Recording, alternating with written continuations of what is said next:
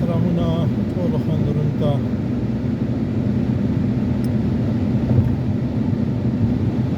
عزیزانو،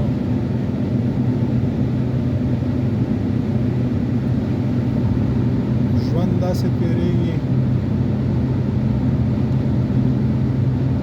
تر څو چې انسان متوجه کېږي. ځواني، ښه وختونه، ډېر څه داسې وي چې د باید لاسته راوړي وای، د لاسه یې ورکړي وي.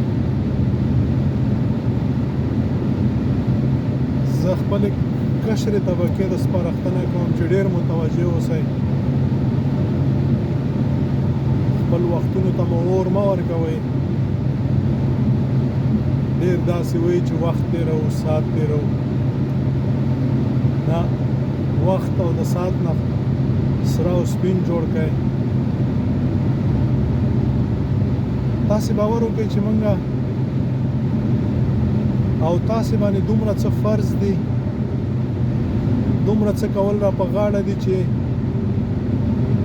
5-6 ساعته د خوب وخت نه وي. ښه په دې کې چې مونږ او تاسې د دنیا کار کوو، په کور کې ډېر کارونه را په غاړه وي، هغه کوو. نو دا د انسانیت غمونه چې په مونږ دي، دا د خپلو خپلوانو حقونه چې په مونږ دي، دا د ملګرو دوستانو ملت ولس د خاورې غمونه چې په مونږ دي،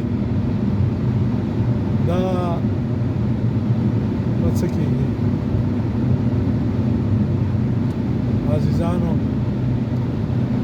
د غفلت نه راوځئ، ویښ شئ. دغه ژوند، دا څو ورځې ژوند دی چې باید په ویښه تېر کړو او په خدمتونو او په مرستو باندې تېر کړو، په ټولو هغو کارونو باندې وکړو چې زموږ وجدان یې مني او موږ یې وکړو، بیا وروسته به خوشحاله یو.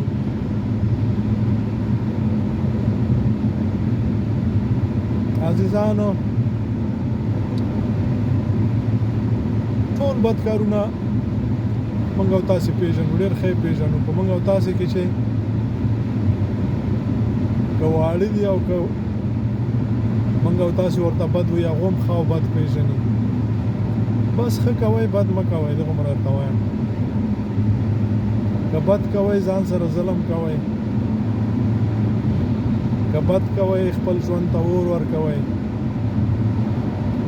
که بد کوئ، هغه څه دپاره چې خپل رب را لېږلی وي هغه د لاسه ورکوي.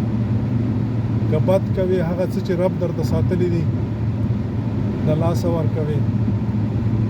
که بد کوي، ځان پورې خاندي، بس خلاص. عزیزانو، ځانونو پورې مه خاندئ، موږ انسانان یو، او چې بیا مسلمانان شو نو بیا خو بیخي نعمت الله.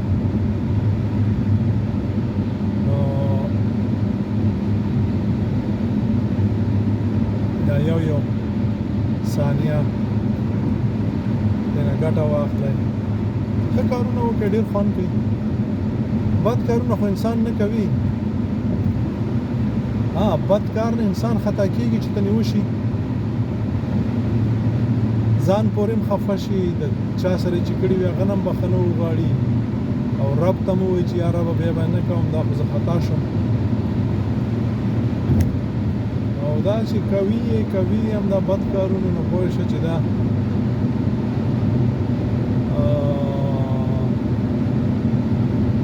خپله پوهېږئ نو څه به درته ووایم. الله مو ښاد و آباد لره، ژوندي اوسئ او آباد اوسئ، روغ اوسئ، یو اوسئ. السلام علیکم.